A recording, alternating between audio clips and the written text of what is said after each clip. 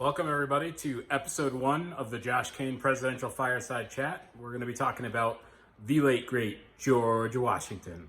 He was our president from 1789 and served 2 terms. He was married to Martha Washington. They did not have biological kids, but he did raise some stepkids. His vice president was John Adams, and states added while Washington was president was Vermont, Kentucky, and Tennessee. So I feel like that's important just as we roll along here, especially as we head towards the Civil War. It's interesting to see what states were added as we go. So obviously I'm not going to be able to cover everything.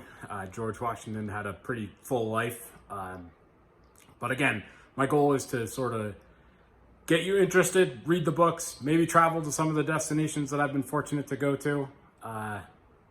And again, remember, this is just for fun. So if I flub a date, please don't give me a hard time. I mean, unless I say the Germans beat us in the Civil War, give me a break. Remember, I'm doing this on a $25 budget, which is what the tripod cost me. So, things to think about with George Washington. He was a big dude, 6'3", sort of towered over everybody, so he was a physical presence. So he was picked to lead the Continental Army. And we'll talk about who picked him and who is the greatest founding father next. But let's face it, he probably scored the greatest military upset in human history.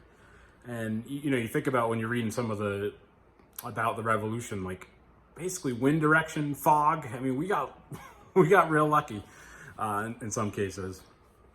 But you know what's interesting about Washington and a lot of these founding fathers, they were so worried about how history were going to view them. So they constantly wrote about it. They constantly put it in their diaries. It's just interesting that they were so worried about how they would be viewed by history.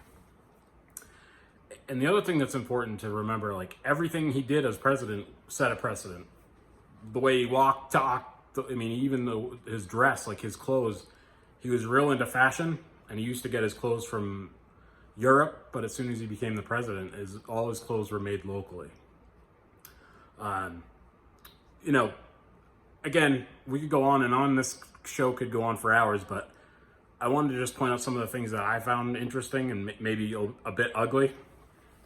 You think about, obviously he was a slave owner, right? So by the time of his inauguration, he had 1 tooth in his head. So he actually had like dentures. I know everybody says he had wooden teeth.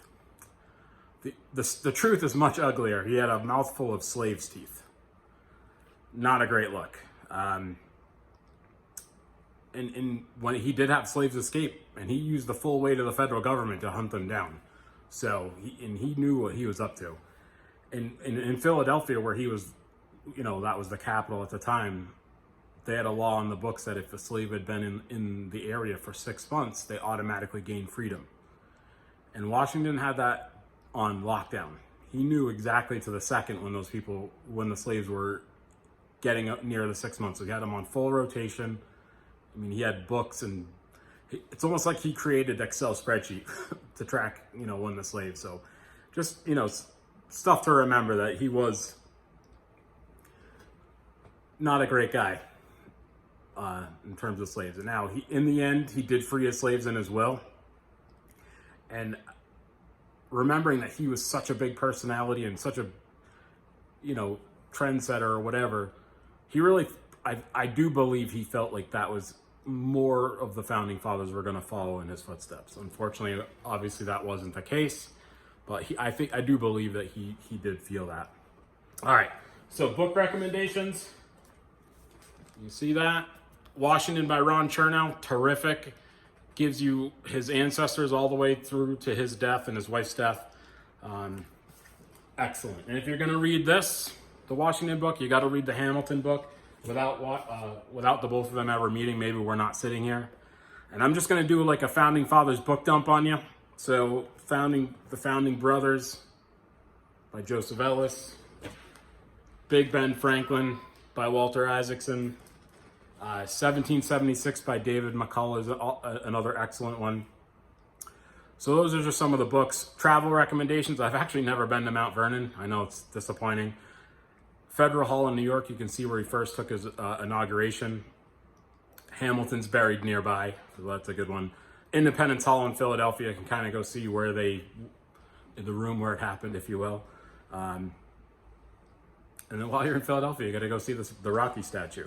So, one other thing, during the Revolution, Washington made his soldiers get inoculated for the smallpox, and he did quarantine them if they were sick. So he would have definitely been pro-mask and pro-vaccine. So if you're in 2020, anti-mask, anti-vaccine, just know that history and George Washington has its eyes on you. All right, that's the end of the first episode. Bye for now.